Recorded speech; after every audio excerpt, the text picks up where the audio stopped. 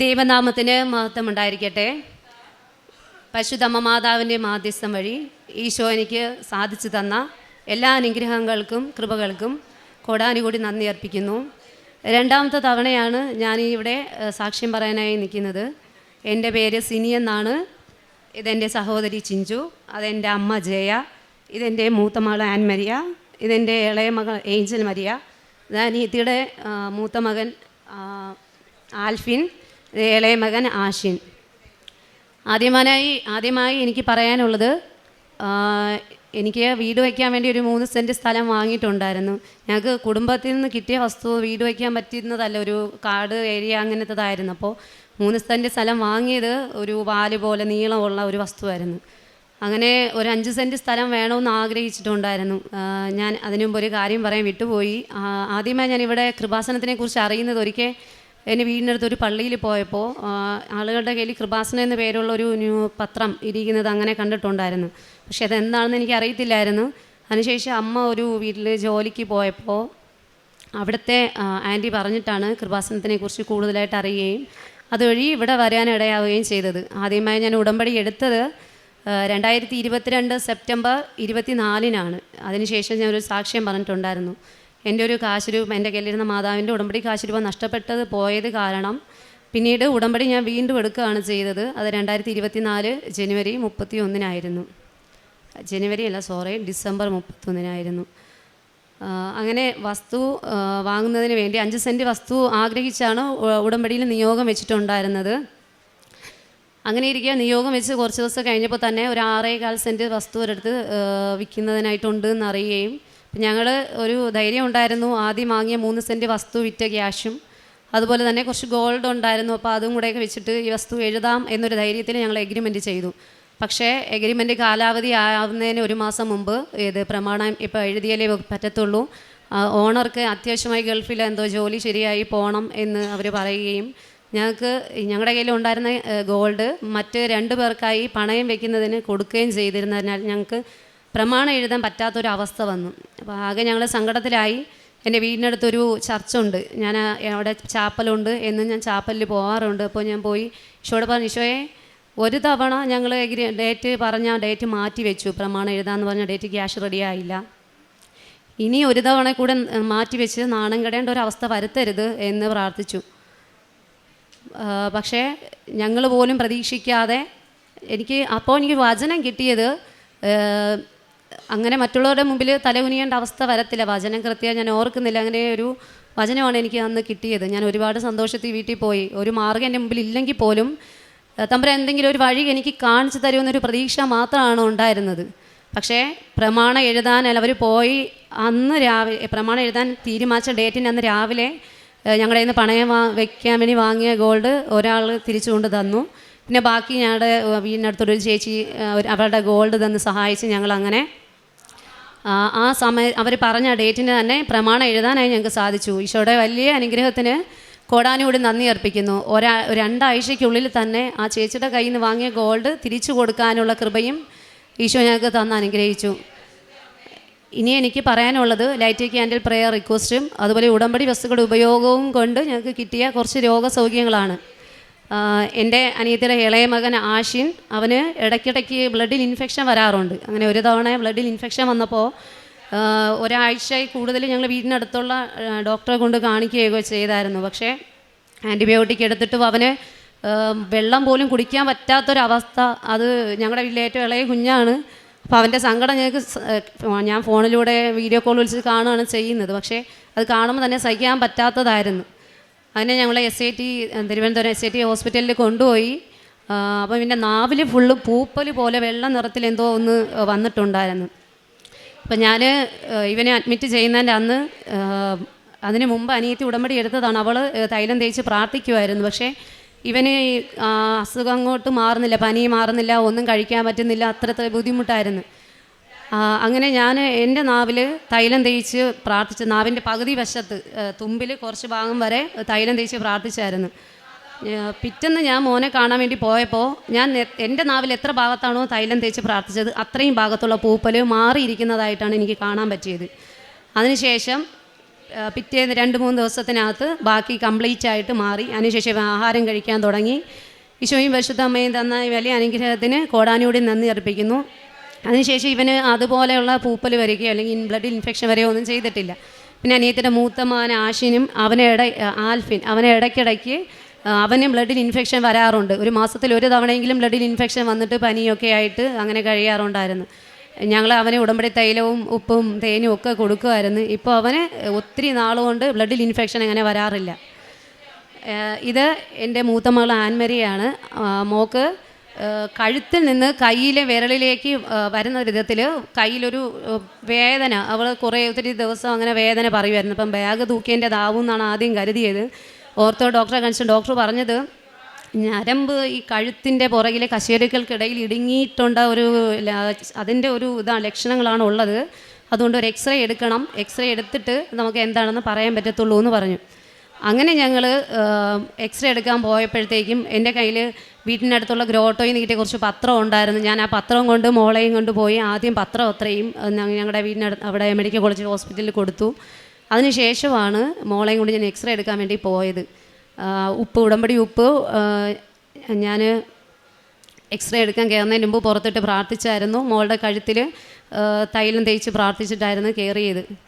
X-ray എടുത്തപ്പോൾ എക്സ്റേയിൽ ഒരു കുഴപ്പവും ഇല്ല എന്നൊരു റിസൾട്ട് തന്ന് പരിശുദ്ധ അമ്മ അനുഗ്രഹിച്ചു. അതിന് കോടാനുകൂടി നന്ദി അർപ്പിക്കുന്നു. ഇപ്പോൾ അവൾക്ക് അതിനെ ഷോൾഡർ പെയിൻ പഴയതുപോലെ വരാറില്ല. അതുപോലെ തന്നെ അവൾക്ക് കാലിൽ, അത് ഞാൻ എഴുതാൻ വിട്ടുപോയി, കാല് വേദന, ഓടാനോ കുറച്ച് ഓടുകയോ അല്ലെങ്കിൽ സൈക്കിൾ ചവിട്ടുകയൊക്കെ ചെയ്യുമ്പോൾ അന്ന് രാത്രി അവൾ ഉറങ്ങാറില്ല. രാത്രിയിൽ നിലവിളിയാണ്. അപ്പോൾ അത് എനിക്ക് ഒരുപാട് സങ്കടമായിരുന്നു. കാരണം ഇവളുടെ കരച്ചിൽ കാണുമ്പോൾ ഒന്നും ചെയ്യാൻ പറ്റാതെ നിസ്സഹായതയോടെ നോക്കിയിരിക്കാൻ എനിക്ക് പറ്റിയിട്ടുള്ളൂ. പക്ഷേ എന്ത് ചെറിയ പ്രശ്നം വരുമ്പോഴും ആദ്യം ഞങ്ങൾ ഉടമ്പടി തൈലമാണ് തേക്കാറുള്ളത്. അപ്പോൾ ഞാൻ ഉടമ്പടി തൈലം തേച്ച് പ്രാർത്ഥിക്കുമായിരുന്നു. ഇപ്പോൾ പഴയതുപോലെ പ്രശ്നങ്ങൾ ഇല്ല. ഞാൻ റാലിക്ക് 2 തവണ അവരെയും കൂടി ഞാൻ വന്നിട്ട് ജവമാല റാലി കൂടിയിട്ടുണ്ടായിരുന്നു. പഴയതുപോലുള്ള വേദന അവൾ പറയാറില്ല ഇപ്പോൾ. അതിനും പരിശുദ്ധ അമ്മ മാതാവിനും ഈശോയ്ക്കും കോടാനുകൂടി നന്ദി അർപ്പിക്കുന്നു. പിന്നെ ഇതെൻ്റെ ഇളയ മകളെ ഏഞ്ചൽ മരിയാണ്. ഏഞ്ചലിന് വയറിൻ്റെ സൈഡിലായിട്ട് ലിവറിൻ്റെ ഭാഗത്ത് ഒരു വേദന, അത് കണ്ടിന്യൂസ് ആയിട്ട് ഇങ്ങനെ വേദന പറയുമായിരുന്നു. അപ്പോൾ ഒരു പീഡിയാട്രിഷ്യനെ കൊണ്ട് കാണിച്ചപ്പോഴത്തേക്കും ദഹനത്തിൻ്റെ പ്രശ്നമായിരിക്കും എന്ന് കരുതി മരുന്നൊക്കെ കൊടുത്തിട്ടും അത് മാറിയില്ല. അപ്പം ഞാൻ തിരുവനന്തപുരം SIT ഹോസ്പിറ്റലിൽ കൊണ്ട് കാണിച്ചപ്പോൾ ഡോക്ടർ പറഞ്ഞത് അവളുടെ ലക്ഷണങ്ങൾ കണ്ടിട്ട് പിത്താശയത്തിൽ കല്ലിൻ്റെ ലക്ഷണങ്ങളാണ് ഉള്ളത്. അപ്പോൾ അത് ഒരു സ്കാൻ എടുത്ത് കാണിച്ചെങ്കിൽ മാത്രമേ അറിയത്തുള്ളൂ എന്ന് പറഞ്ഞായിരുന്നു. അങ്ങനെ ഞാൻ ഇവക്ക് വേദന പറയാൻ തുടങ്ങി അന്നു മുതലേ ഉടമ്പടി തേനും ഉപ്പും തൈലവും കൂടെ മിക്സ് ചെയ്തിട്ട് വിശ്വാസ പ്രമാണം ചൊല്ലി കൊടുക്കാറുണ്ടായിരുന്നു. അത് എന്ത് അസുഖം ഇവർക്ക് വന്നാലും ഞാൻ ആദ്യം അതാ ചെയ്യാറുള്ളത്. തൈലം ലിവറിൻ്റെ ഭാഗത്ത് തേച്ച് പ്രാർത്ഥിക്കുമായിരുന്നു. സ്കാൻ എടുക്കാൻ പോയപ്പോഴും പുറത്ത് ഉപ്പിട്ട് പ്രാർത്ഥിച്ചു. Light A candle prayer request എന്ത് വന്നാലും ഇടാറുണ്ട്. അതുപോലെ തന്നെ ഡെയിലി ബ്രെഡിന് താഴെ കമൻറ്റ് ചെയ്ത് പ്രാർത്ഥിക്കാറുണ്ട്. എന്തിന് പോകുന്നതിന് മുമ്പും ആദ്യം കമൻറ്റ് ചെയ്ത് പ്രാർത്ഥിച്ചിട്ടാണ് പോവാറുള്ളത്. ആരുടെ ആവശ്യങ്ങൾ പറഞ്ഞാലും എല്ലാവർക്കും വേണ്ടി എന്നോട് പറയുന്നവർക്ക് ഞാൻ ലൈറ്റ് എ ക്യാൻഡിൽ പ്രെയർ റിക്വസ്റ്റും അതുപോലെ തന്നെ ഉടമ്പടി ലൈവിൻ്റെ അടിയിൽ കമൻറ്റ് ചെയ്ത് പ്രാർത്ഥിക്കും. പിന്നെ ഡെയിലി ബ്രെഡിൽ കമൻറ്റ് ചെയ്ത് പ്രാർത്ഥിക്കാറുണ്ട്. അങ്ങനെ ചെയ്തിട്ടാണ് ഞാൻ മോളെയും കൊണ്ട് സ്കാനിങ്ങിന് പോയത്. സ്കാൻ റിസൾട്ട് കിട്ടിയപ്പോൾ ഡോക്ടർ പറഞ്ഞത് ലിവറിൽ മുമ്പ് എപ്പോഴോ വന്ന ഇൻഫെക്ഷൻ്റെ എന്തോ ഭാഗമായിട്ട് പ്രശ്നം ഉണ്ടായിരുന്നത് ക്യൂർ ആയിരിക്കുന്നതായിട്ട് റിസൾട്ടാണ് എനിക്ക് കിട്ടിയത്. പിന്നെ അവൾക്ക് വേദന ഉള്ളത് ലിംഫിനോട് വീർത്തതാണ്, വേറെ പ്രശ്നമില്ല, അത് ആൻറ്റിബയോട്ടിക് എടുക്കുമ്പോൾ മാറും എന്ന് പറഞ്ഞു. അപ്പോൾ എൻ്റെ കുഞ്ഞിന് പിത്താശയ കല്ല് പ്രതീക്ഷിച്ച് ആകെ പേടിച്ച് പോയ ആ ഒരു അവസ്ഥയിൽ നിന്ന് വേറെ കുഴപ്പങ്ങളൊന്നും ഇല്ലാതെ സംരക്ഷിച്ച ഈശോയുടെയും പരിശുദ്ധ അമ്മമാതാവിൻ്റെയും കൃപയ്ക്ക് കൊടാനുകൂടി നന്ദി അർപ്പിക്കുന്നു. ഇനി എനിക്ക് പറയാനുള്ളത് എൻ്റെ അമ്മയുടെ കാര്യമാണ്. അമ്മയെ ഉടമ്പടി എടുത്തിട്ടുള്ളതാണ്. അമ്മയാണ് ഇവിടെ നിന്ന് ആദ്യമായിട്ട് ഉടമ്പടി എടുത്തത്. അമ്മ കഴിഞ്ഞ 2025 ജൂണിൽ നമ്മുടെ ജോലി, ഒരു വീട്ടിലൊരു കുഞ്ഞാവയെ നോക്കാൻ വേണ്ടിയിട്ട് ജോലി ചെയ്യുമായിരുന്നു. ജോലി പോയിട്ട് വീട്ടിൽ വന്നപ്പോൾ അമ്മയ്ക്ക് പനിയൊക്കെ ആയി. സാധാരണ അമ്മ അങ്ങനെ ഒരിടത്ത് ഇരിക്കുന്ന സ്വഭാവമൊന്നുമില്ല, എപ്പോഴും എന്തെങ്കിലും ജോലി ചെയ്തുകൊണ്ട് നടക്കുകയാണ് ചെയ്യുന്നത്. പക്ഷേ എൻ്റെ അമ്മ ആദ്യമായിട്ട് കണ്ടിന്യൂസ് ആയിട്ട് കിടക്കുന്നത് ഞാൻ കണ്ടത് അപ്പോഴാണ്. അങ്ങനെ ആകെ സങ്കടമായിരുന്നു. അമ്മ എണീച്ച് നടക്കുന്നത് കാണണമെന്നാണ് ആഗ്രഹിച്ചിരുന്നത്. ഒരുപാട് അമ്മയ്ക്ക് എന്നും രാവിലെയും വൈകിട്ടും ഉടമ്പടി തൈലവും ഉപ്പും തേനും മിക്സ് ചെയ്ത് വിശ്വാസ പ്രമാണം ചൊല്ലി കൊടുക്കാറുണ്ടായിരുന്നു. അങ്ങനെ അമ്മയ്ക്ക് ഏതാണ്ട് 1.5 ആഴ്ച കൊണ്ട് പെട്ടെന്ന് അസുഖങ്ങൾ മാറി. അമ്മ പിന്നെ പതിയെ എനിക്ക് ജോലിയൊക്കെ ചെയ്യാൻ തുടങ്ങി. അങ്ങനെ അമ്മയ്ക്ക് ജോലിയില്ലാത്ത കാര്യത്തിൽ അമ്മ വിഷമിച്ചിരുന്നു. പിന്നെ അമ്മ ഇവിടെ വന്ന് ഉടമ്പടിയൊക്കെ പുതുക്കി പത്രമൊക്കെ കൊടുത്തു. അങ്ങനെ ഇരിക്കെ ഒരു ദിവസം ഒരു ഏജൻസിയിൽ നിന്ന് അമ്മയ്ക്ക് ഒരു ജോലിയുടെ കാര്യം പറഞ്ഞായിരുന്നു. അപ്പോൾ ഞാൻ അമ്മ മാതാവിൻ്റെ അടുത്ത് അമ്മ ഇവിടെ വിടണോ വേണ്ടയോ എന്ന് എസ് ഓർ നോ എഴുതി ഇട്ട് നോക്കി. അപ്പോൾ അമ്മ നോയാണ് പറഞ്ഞത്. അപ്പം ഞാൻ അമ്മയോട് പറഞ്ഞു, അമ്മ മാതാവ് നോ പറഞ്ഞു, ഇനി അമ്മക്ക് എന്തായാലും അമ്മ ആ ജോലിക്ക് പോകണ്ട, വേറെ ഒരു ജോലി മാതാവ് കാണിച്ചു തരും. അപ്പം എൻ്റെ അമ്മയ്ക്ക് ഒത്തിരി ബുദ്ധിമുട്ടില്ലാത്തൊരു ജോലി തരണേന്നാണ് ഞാൻ പ്രാർത്ഥിച്ചിരുന്നത്. അതുപോലെ തന്നെ വേറൊരു ജോലി പിറ്റേ ദിവസം തന്നെ പറയുകയും ഞാൻ മാതാവിനോട് ചോദിച്ചു, മാതാവ് യെസ് പറയുകയും ചെയ്തു. അങ്ങനെ അമ്മ ഇന്നും ആ ഒരു അമ്മയെ നോക്കുന്നതിന് വേണ്ടി ആ ജോലി കണ്ടിന്യൂ ചെയ്ത് പോവാണ്. ഇത്രത്തോളം അനുഗ്രഹിച്ച, ഇത്രത്തോളം ഞങ്ങൾക്ക് വേണ്ടി മാധ്യസ്ഥം പ്രാർത്ഥിച്ച, ഇത്രത്തോളം ഞങ്ങളെ വഴി നടത്തുന്ന പരിശുദ്ധ അമ്മ മാതാവിൻ്റെ മാധ്യസ്ഥത്തിനും ഈശോ തമ്പുരാനും കോടാനുകൂടി നന്ദി അർപ്പിക്കുന്നു. പിന്നെ ഞങ്ങൾ കാരുണ്യ പ്രവൃത്തിയായിട്ട് ചെയ്തുകൊണ്ടിരുന്ന ഞങ്ങളെ വീട്ടിനടുത്തൊരു വൃദ്ധസദനം ഉണ്ടായിരുന്നു. എന്നെക്കൊണ്ട് പറ്റുന്ന അവസരങ്ങളിൽ അവർക്ക് സ്നാക്സ് ആയിട്ട് അങ്ങനെയൊക്കെ വാങ്ങിക്കൊടുക്കുകയും പിന്നെ എൻ്റെ മുമ്പിൽ വരുന്നവർക്ക് എന്നെക്കൊണ്ട് പറ്റുന്ന വിധത്തിൽ സഹായം ചെയ്യുകയും മറ്റുള്ളവർക്ക് എൻ്റെ കുറച്ച് ഫ്രണ്ട്സ് അവരുടെ വിഷമങ്ങളൊക്കെ പറഞ്ഞ് ഈശോനെക്കുറിച്ചും പരിശുദ്ധ അമ്മേനെക്കുറിച്ചും അവരുടെ പ്രതിസന്ധി കാലഘട്ടത്തിൽ പറഞ്ഞു കൊടുത്ത് അവർക്ക് ഒരുപാട് ആശ്വാസം ഉണ്ടായി.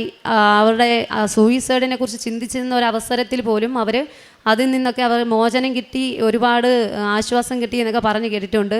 ഇത്രത്തോളം നല്ല വാക്കുകൾ മറ്റുള്ളവരോട് പറയാൻ വേണ്ടി എനിക്ക് എങ്ങനെ പറ്റിയെന്ന് എനിക്ക് അറിഞ്ഞുകൂടാ. പക്ഷേ ഇത്രത്തോളം സഹായിച്ച പരിശുദ്ധ അമ്മ മാതാവിന് കോടാനുകൂടി നന്ദി അർപ്പിക്കുന്നു.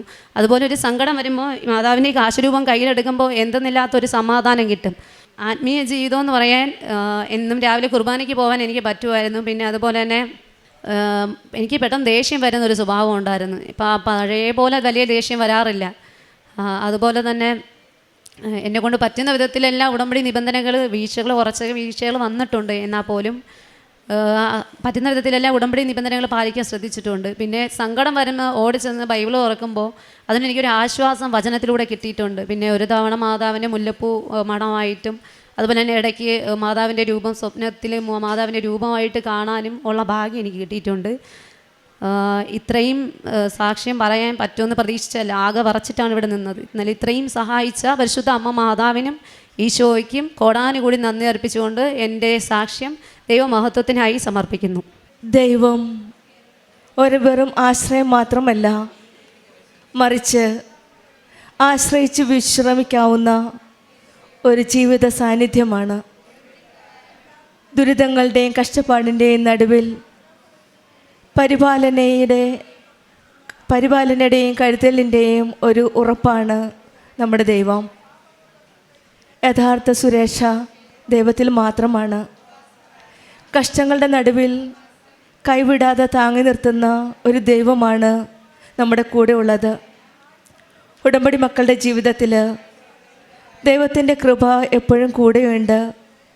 ആ കൃപയാണ് നമ്മളെ ഏത് അവസ്ഥയിലും പിടിച്ചു നിർത്തുന്നത്. ദൈവത്തിൻ്റെ കൃപ നമ്മുടെ കൂടെ ഉള്ളതിനാൽ ഉടമ്പടി ജീവിതം നയിക്കുന്ന ഓരോ മക്കളുടെയും ജീവിതത്തിൽ പുറത്ത് എത്ര പ്രശ്നങ്ങളുണ്ടായാലും അകത്ത് ഒരു സമാധാനം നമുക്ക് എക്സ്പീരിയൻസ് ചെയ്യാൻ സാധിക്കും. ഇന്ന് നമ്മൾ ആഗ്രഹിക്കുന്ന കൂടുതലും മനസ്സിൻ്റെ സമാധാന സന്തോഷവുമാണ്. പരിശുദ്ധ അമ്മ പ്രത്യക്ഷപ്പെട്ട ഈ ആലയത്തിൽ, കൃപാസനം അമ്മയുടെ ഈ ആലയത്തിൽ അഭയത്തിൻ്റെയും ആശ്വാസത്തിൻ്റെയും ഒരു സ്ഥലമാണ്. നമ്മുടെ ഭാരങ്ങൾ ഇറക്കി വെക്കാൻ കഴിയുന്ന അമ്മയുടെ കരങ്ങളാണ് നമ്മളിവിടെ എക്സ്പീരിയൻസ് ചെയ്യുന്നത്. അങ്ങനെയുള്ളൊരു വലിയ സാക്ഷ്യമാണ് സിനി GS എന്ന മകൾ നമ്മളോട് ഷെയർ ചെയ്തത്. ആദ്യമായി കൃപാസനം പത്രം കിട്ടുന്നതും ആ ചെറിയ കൃപാസന പത്രത്തിൽ കൂടിയാണ് ഈ വലിയ അമ്മയുടെ അരികിലേക്ക് വരുന്നത്. പിന്നെ ഒരു സ്വപ്നം മാത്രമായിരുന്നു ഈ മകളുടെ ജീവിതത്തിൽ ഒരു വസ്തു മേടിക്കുക എന്നത്. 5 സെൻറ്റ് വസ്തുവിനാണ് ഒരു നിയോഗം വച്ചിരുന്നത്. 6 സെൻറ്റ് വസ്തു വാങ്ങാനായിട്ട് ഈശോയും അമ്മയും ഇവരെ അനുഗ്രഹിച്ച് അവർക്കതിനുള്ള കൃപ നൽകിയെന്നാണ് അവർ പറയുന്നത്. അവർക്കതിനുള്ള മെറിറ്റില്ലായിരുന്നു. കാരണം സാമ്പത്തികമായിട്ടും വളരെ ബുദ്ധിമുട്ടിയ സാഹചര്യത്തിലായിരുന്നു അവരിവിടെ വന്ന് ഉടമ്പടി എടുത്തത്. പിന്നീട് അവർ പറയുന്ന ഒരു രോഗസൗഖ്യത്തിൻ്റെ കാര്യങ്ങളാണ്. അനുജത്തിയുടെ മകളുടെയും സ്വന്തം മകളുടെയും രോഗസൗഖ്യങ്ങൾ, അതായത് ബ്ലഡ് ഇൻഫെക്ഷൻ ഉണ്ടായിരുന്നു.